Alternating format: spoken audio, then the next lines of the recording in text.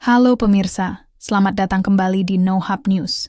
Bayangkan berdiri di tepi Sungai Bengawan Solo jutaan tahun lalu, menyaksikan manusia purba pertama di Indonesia berjalan tegak di savana.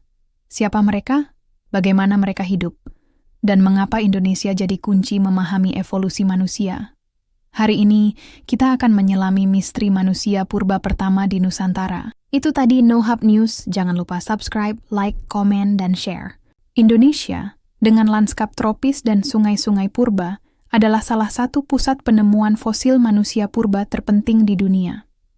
Penelitian arkeologi di Nusantara dimulai pada akhir abad ke-19, ketika para ilmuwan menyadari bahwa wilayah tropis dengan iklim stabil dan keanekaragaman hayati ideal untuk kehidupan hominin awal. Pulau Jawa, khususnya, menjadi hotspot penemuan fosil karena lapisan tanah Pleistosen yang kaya akan sisa-sisa purba.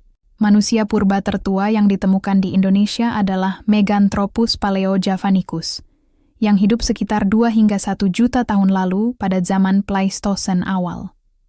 Fosilnya, berupa rahang bawah besar dan gigi geraham raksasa, ditemukan di Sangiran, Sragen, Jawa Tengah. Nama Meganthropus berarti manusia besar dari Jawa, mencerminkan ukuran rahangnya yang menyerupai gorila.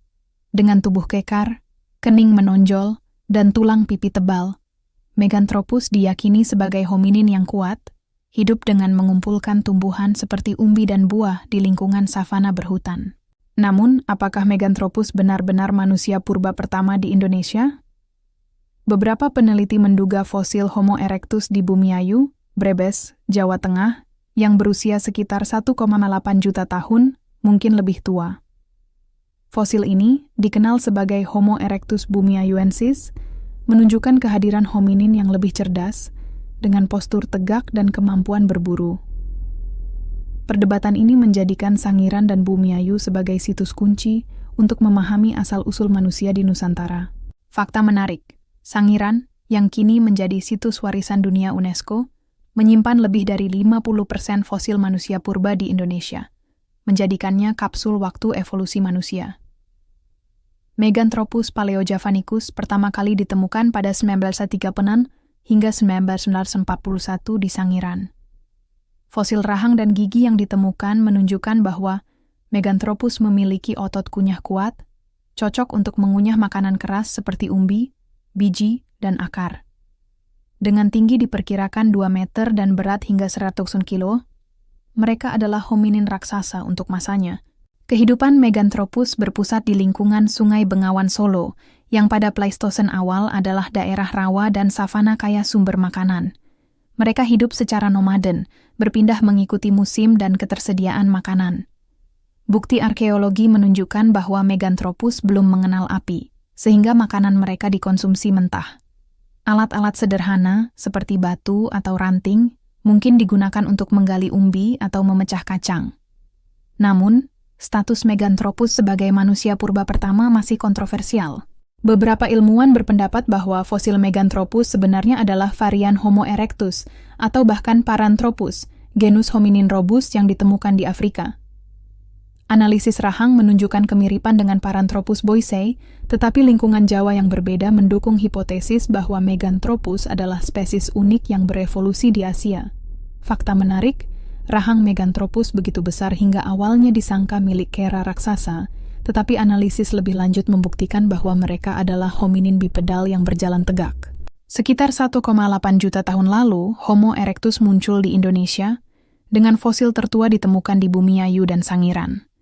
Dikenal sebagai manusia kera yang berjalan tegak, Homo erectus memiliki volume otak lebih besar 800 supen, 200 cm3, dibandingkan Meganthropus, menunjukkan kecerdasan yang lebih tinggi. Mereka membuat alat batu sederhana, seperti kapak perimbas, dan kemungkinan mulai menggunakan api untuk memasak, meningkatkan asupan nutrisi, dan mendukung perkembangan otak. Fosil Homo erectus yang terkenal, seperti Pithecanthropus erectus, kini diklasifikasikan sebagai Homo erectus, ditemukan di Trinil, Jawa Timur, pada 1891. Fosil ini, berupa tengkorak dan tulang paha, menunjukkan bahwa Homo erectus memiliki postur modern dengan tinggi 160 hingga 180 cm. Mereka adalah pemburu pengumpul yang hidup dalam kelompok kecil, berburu rusa, banteng, dan bahkan gajah purba. Pertanyaan besar adalah, apakah Homo erectus berevolusi dari Meganthropus di Indonesia atau datang dari Afrika melalui migrasi? Teori Out of Africa menyatakan bahwa Homo erectus bermigrasi dari Afrika ke Asia sekitar 2 juta tahun lalu, menyebar hingga Jawa. Namun, penemuan fosil Bumiayu yang sangat tua menantang teori ini menunjukkan bahwa Homo erectus mungkin telah ada di Indonesia lebih awal dari perkiraan, bahkan mungkin berevolusi secara lokal. Fakta menarik, Homo erectus di Indonesia bertahan hingga sekitar 100.000 tahun lalu, hidup berdampingan dengan Homo sapiens awal, menjadikan Nusantara sebagai melting pot evolusi manusia. Bagaimana manusia purba pertama hidup di Indonesia? Meganthropus dan Homo erectus menghadapi lingkungan Pleistosen yang penuh tantangan, dengan predator seperti harimau dan buaya raksasa. Mereka hidup dalam kelompok kecil, kemungkinan 10 hingga 20 individu, untuk saling melindungi dan mencari makanan. Meganthropus. Sebagai pengumpul makanan, mereka bergantung pada tumbuhan liar. Bukti keausan gigi menunjukkan pola makan keras, seperti umbi dan biji. Mereka mungkin menggunakan ranting atau batu untuk menggali, tetapi tidak ada bukti alat batu yang terstandarisasi. Homo erectus lebih maju, mereka membuat alat serpih dari kalsedon dan kapak perimbas untuk memotong daging atau kayu. Bukti arang di situs Trinil menunjukkan penggunaan api, memungkinkan mereka memasak daging dan menahan dingin malam. Mereka juga mungkin memiliki komunikasi sederhana, meski tidak sekompleks bahasa modern. Situs seperti Sangiran dan Trinil mengungkapkan bahwa manusia purba hidup di tepi sungai, memanfaatkan air dan hewan yang datang minum. Mereka juga menghadapi bencana alam, seperti banjir dan letusan gunung api, yang sering mengubur fosil mereka dalam lumpur, menjadikannya terawetkan hingga kini. Fakta menarik, alat serpih Sangiran, berusia lebih dari 1 juta tahun, adalah salah satu bukti teknologi tertua di Asia Tenggara, menunjukkan bahwa Homo erectus sudah inovatif untuk zamannya. Penemuan manusia purba di Indonesia menyisakan banyak pertanyaan. Identitas Meganthropus. Apakah Meganthropus spesies terpisah, varian Homo erectus, atau bahkan Paranthropus yang bermigrasi dari Afrika? Kurangnya fosil lengkap membuat klasifikasi sulit. Asal Homo erectus. Apakah mereka pendatang dari Afrika atau berevolusi di Asia? Fosil Bumiayu menunjukkan bahwa Jawa mungkin pusat evolusi independen, menantang narasi Out of Africa. Kepunahan. Mengapa Meganthropus dan Homo erectus punah? Perubahan iklim, kompetisi dengan Homo sapiens, atau bencana alam seperti letusan Gunung Toba 74 ke 4.000 tahun lalu mungkin berperan. Hubungan dengan Homo sapiens, fosil Homo wajakensis 60.000 hingga 25.000 tahun lalu menunjukkan kemiripan dengan manusia modern, termasuk aborigin Australia. Apakah ada percampuran genetik antara Homo erectus dan Homo sapiens di Indonesia? Teknologi modern, seperti pemindaian mikro-CT dan analisis isotop, membantu menjawab pertanyaan ini. Misalnya, analisis gigi Homo erectus menunjukkan pola makan campuran daging dan tumbuhan, menunjukkan fleksibilitas. Namun, fosil yang terbatas dan kerusakan akibat waktu membuat banyak misteri belum terpecahkan.